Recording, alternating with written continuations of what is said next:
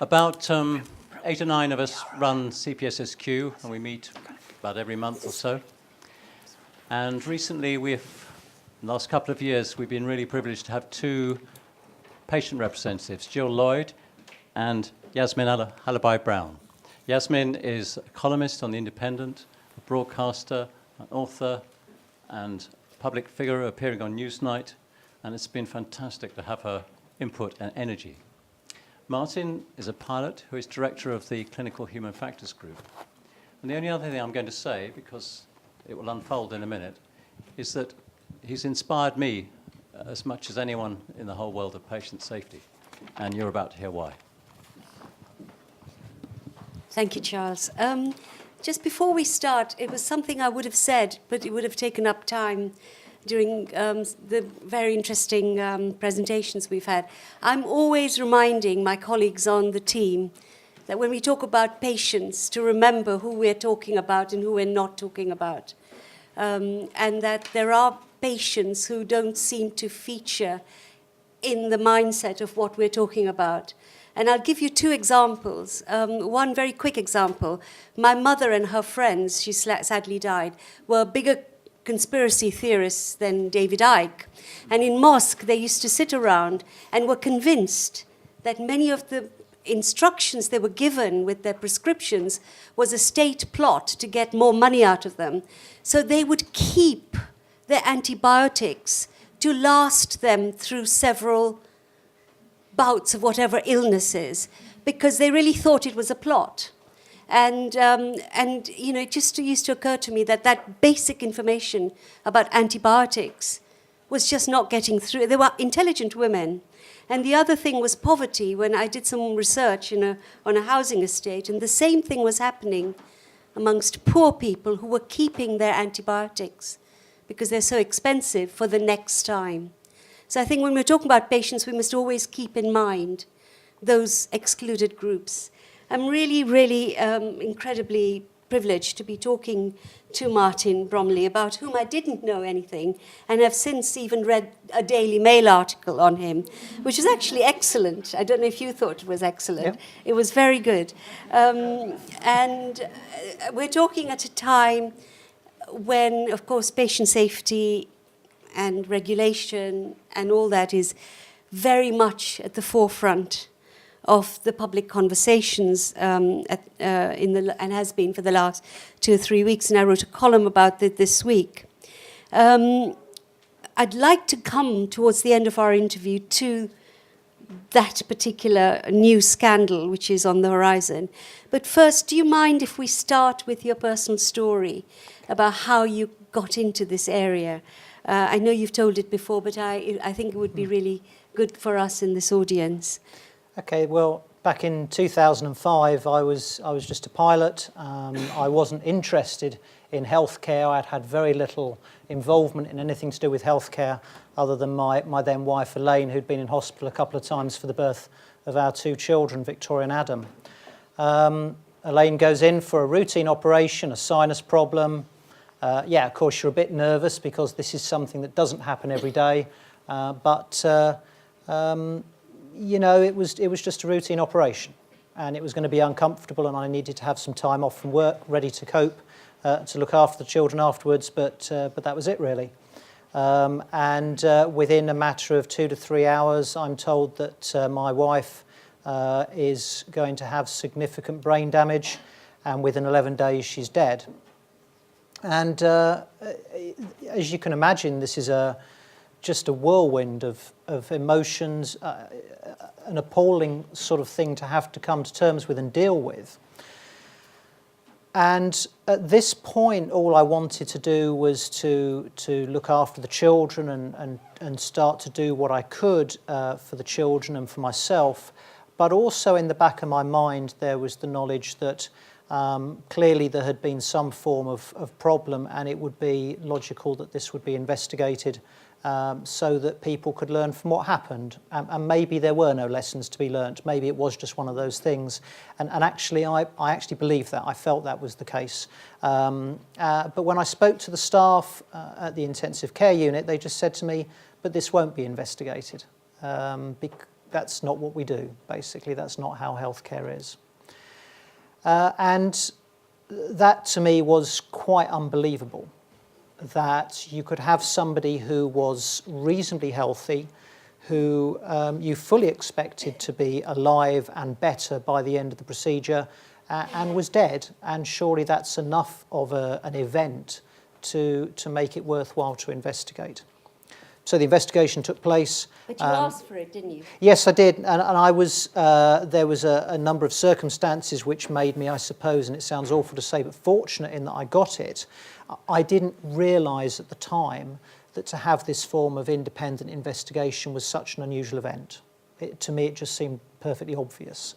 Well, I was very impressed because I've looked at a lot of the story of your story and how you turned around what could have been just burning rage into something of a crusade for improvement and what you call the zero harm expectation. So would you explain what that is? And is it really possible? I think you have to aim for it, and I think we have to differentiate here between the fact that people die, that's natural, and that the people that sadly are often treated in hospital have conditions that mean that the likely outcome is their passing, and what is avoidable harm. And that's really important. And I think when I've spoken to an awful lot of clinicians, when they've talked about their medical training, particularly many years ago, I think that there was an acceptance that that's what happens in hospitals, that people do die. And but isn't that what Sir Ian Kennedy at one point said, that there was an acceptability of some harm? Yes, and I think it was, and I think it's the important thing is we have to differentiate between what is the normal course of life and what is avoidable. And it doesn't matter whether we're talking about road safety, and we saw the stats come out today from the Office of National Statistics, whether we're talking about aviation, whether we're talking about nuclear, or whether we're talking healthcare. There are things that are avoidable. Bruce Kehoe, the medical director, talks about the acceptability of harm, that it's considered to be normal, and that we really need to change that culture, that idea that, 10% of people in a particular procedure die, that's the way it goes, but actually no longer is it the way it goes, and hospital-acquired infections is a classic example. Yeah. MRSA was something that happens, and you couldn't do anything about it, apparently. But clearly now that's not the case. In the column, I put in this figure that I found that you'd given to one of the journalists about the differences in aviation accidents and deaths in hospital. And I've had a lot of very cross medics writing into my editor, saying this can't possibly be correct. She's wrong. She's talking about inevitable deaths. She's not talking about preventable deaths. So was I wrong? No. We know that there are around 3,000 to 4,000 people who die each year in England or in cases where there was a preventable harm. Something could have been done to make a difference. And that's the known figure. There are undoubtedly many more that we simply don't know about. And that equates to a number. At a rough guess at the moment, we're talking about the equivalent of 8 to 9 medium-sized airliners crashing every year in England alone, with total loss of life when you scale down the numbers of people involved in aviation compared to healthcare. Can you write to my editor so I don't get sacked? Okay. Because he thinks I can't do none of this. The human factors, I don't know how you describe it, theory, practice, that you've since developed. Can you kind of explain what that's about?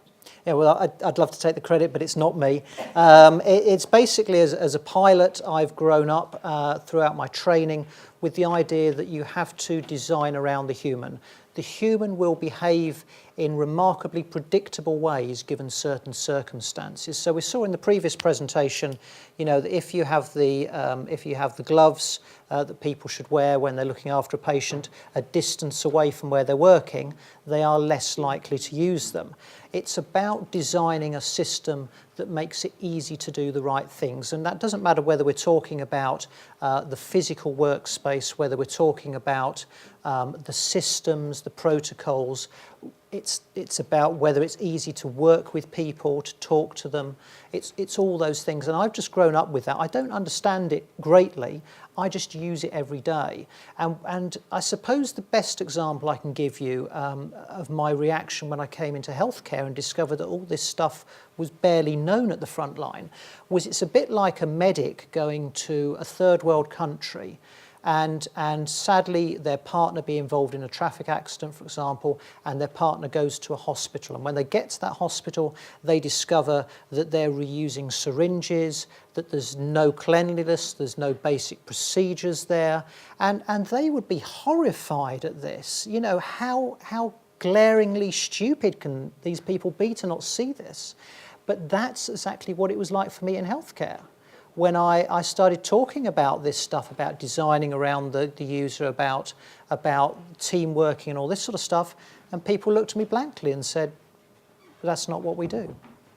And so all I've done is I've tried to awaken people's interest in human factors to say, actually, there's a science here that helps explain many things. And if I can just give a very quick example, there's a report I was reading this morning, which is at the moment confidential, but will no doubt at some point in the future be in the public domain, of the death of a patient. And the report talks about the fact that there was a misdiagnosis. It talks about some communication problems. It talks about decision-making problems. But what it doesn't do is explain why this happened. When you start to look at human factors, you start to understand the why did the misdiagnosis occur? What were the things that contributed to it? And therefore, what are the things that clinicians in the future can learn from? And that's really important. We need to start to understand that stuff. And somewhere, just to clarify, one of the things I read that you thought was fundamental is the triggering of the right responses on whoever you are in the team. That you kind of automatically know what to do. Yeah, I think one of the problems is when you're faced with a difficult situation, and pilots, oil workers, nuclear industry people, and people in healthcare, we're all human, we do the same things. We have this moment of, some would call it panic, of freezing, of sense making. We're faced with something we don't understand. What do we do? And as individuals, sometimes we don't react in the best way, but what we can do is to call on the people around us. Often the people not directly involved are the ones that have the best view of what's happening. In my late wife's case, it was the nursing staff. Yes. There's a surgeon who often used to say, don't just do something, stand there. And that's a classic phrase. The first thing you do in aviation when something goes wrong is you do nothing. You sit there, you take a moment to consider what's happening, to sit back and look at what's going on. And that's really important. And then you have the opportunity after that, because undoubtedly somebody will be aware of something that makes a difference, that somebody will have a chance to speak up and give a hint towards the right direction to go. And so you do a lot of this work. You're working on the systems, the checks, and you've said somewhere it is easy to do the right thing if you've got all this in place. But I still wonder, there's a big difference between the aviation industry and this very complex edifice that is the National Health Service, where there is an imbalance of power between pesky patients and the professionals. There are hierarchies within the professions. And in the case of the nurses, in your wife's case, that was one of the things, wasn't it?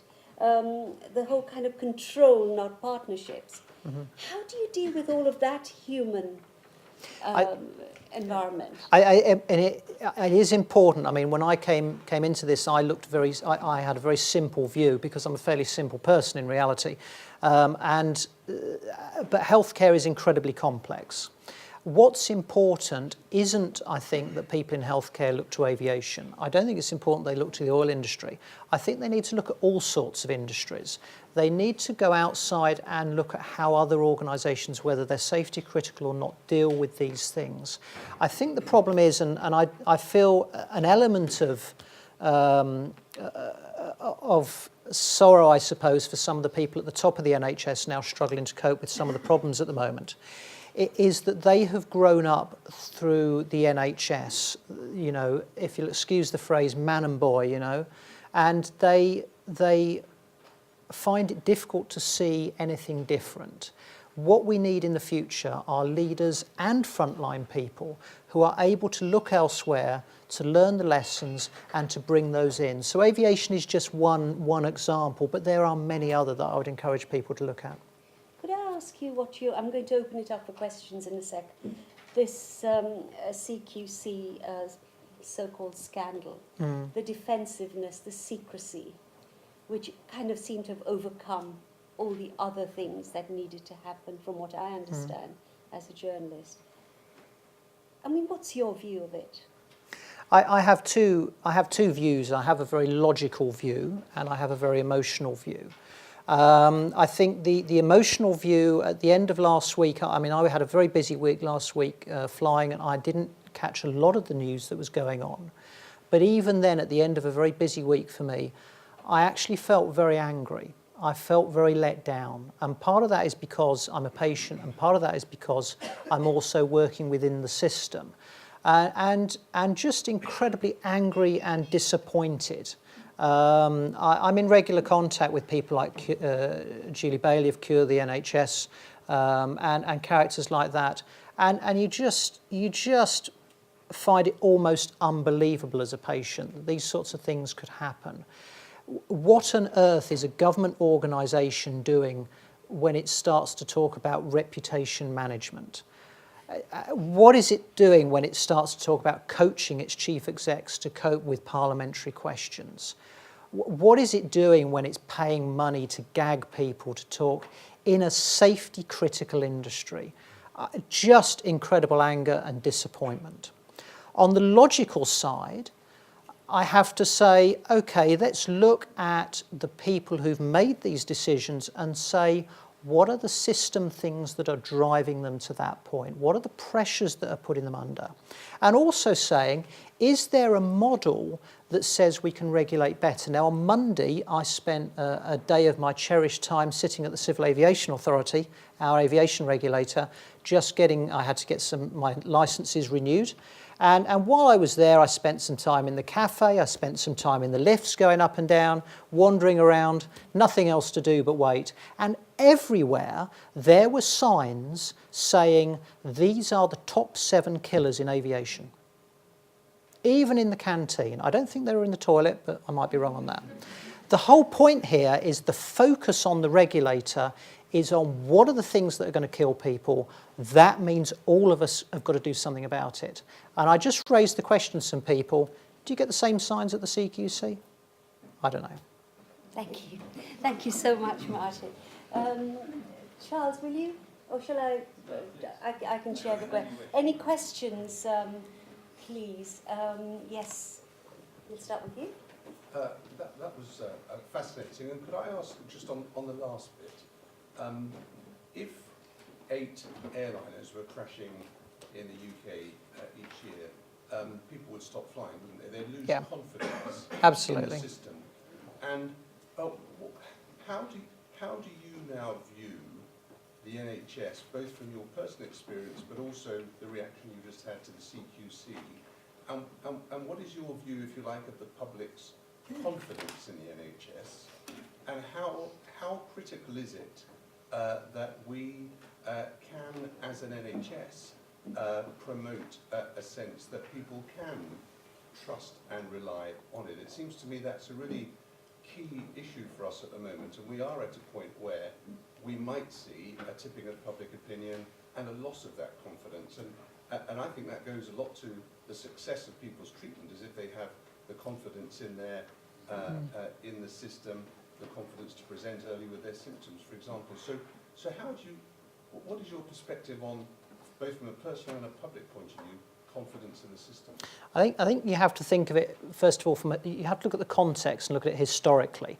If you go back to, say, the Victorian times, people were generally very ill-informed in the public about their health and healthcare.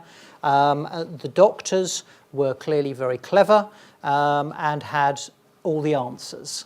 And so there was that complete trust because actually there was no choice. You couldn't question the doctor because you didn't know anything to question the doctor.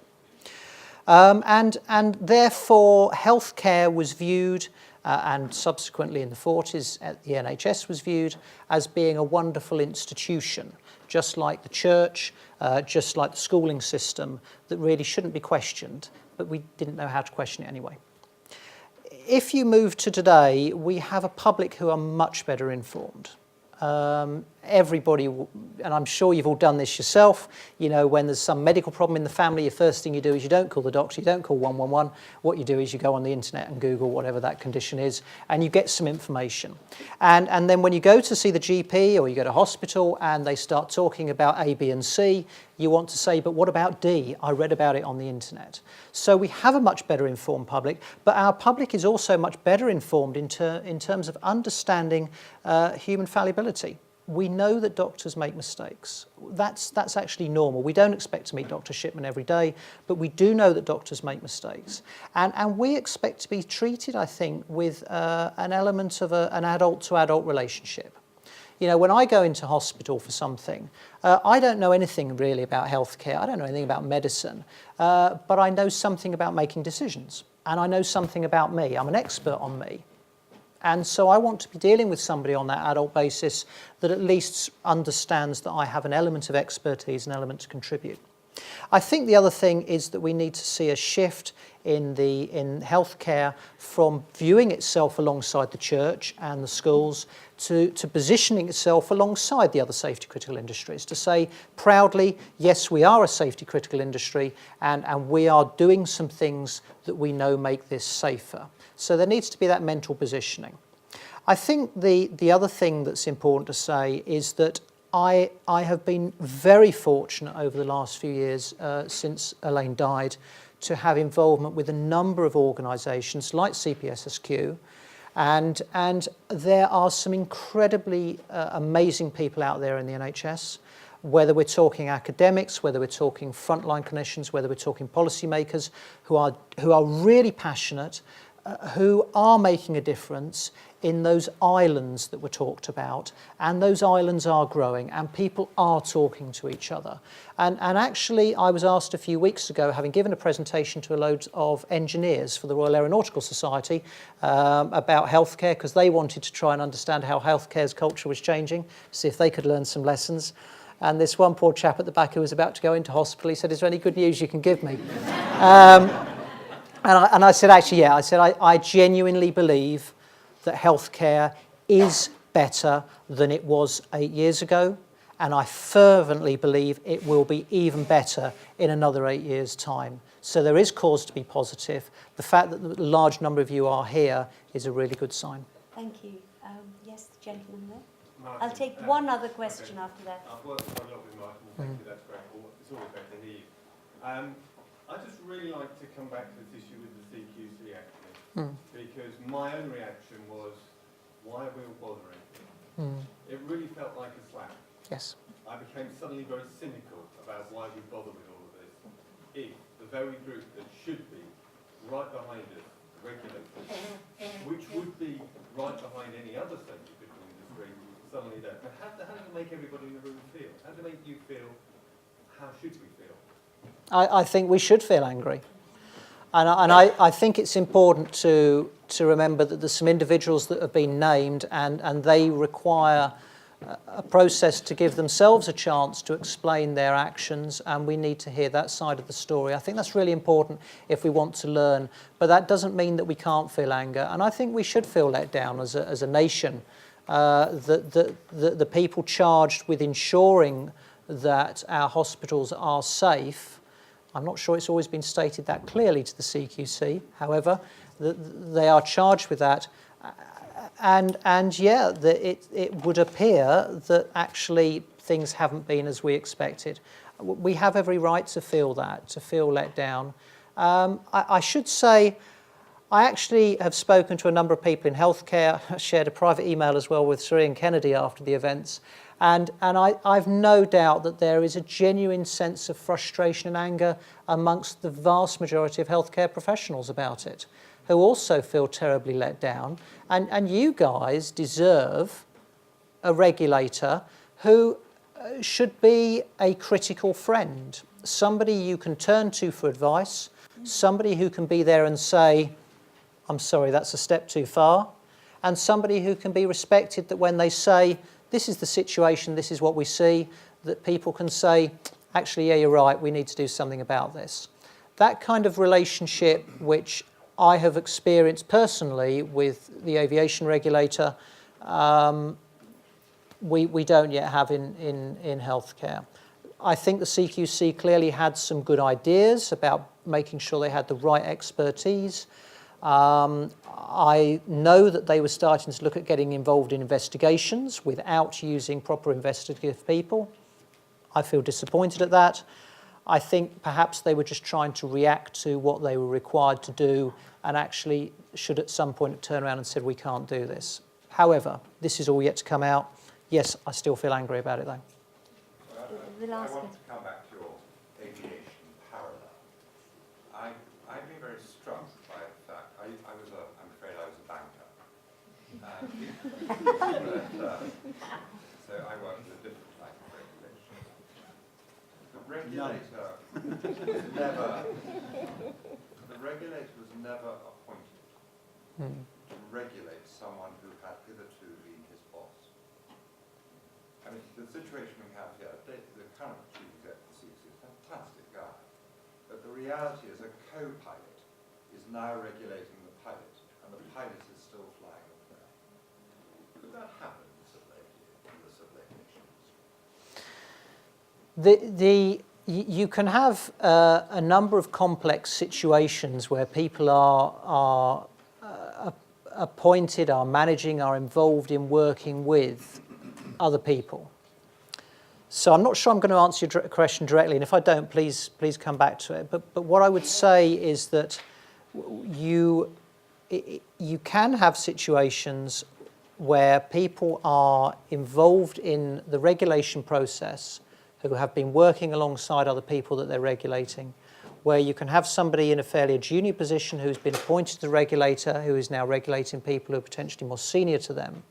However, the regulator is an independent body, and that's really important. And the regulator has years of experience and a lot of stability in how it has worked, in terms of its ability to recognise best practice, and to also to make sure that the people who work for the regulator, if they're not sure of the best practice, can be trained in that. One of the very key features, I think, of the regulator that I deal with is that the majority of people who work there are current at their job. So, for example, somebody who works as part of the regulator will also spend time in another airline who they don't audit, but just working as a line pilot. So that when they go back out to inspect a particular airline, they are with it. They know what to look for. They don't need to sit there and take lots of documentation, although they will do that. What they need to do is sit there, be quiet for 30 minutes and just observe.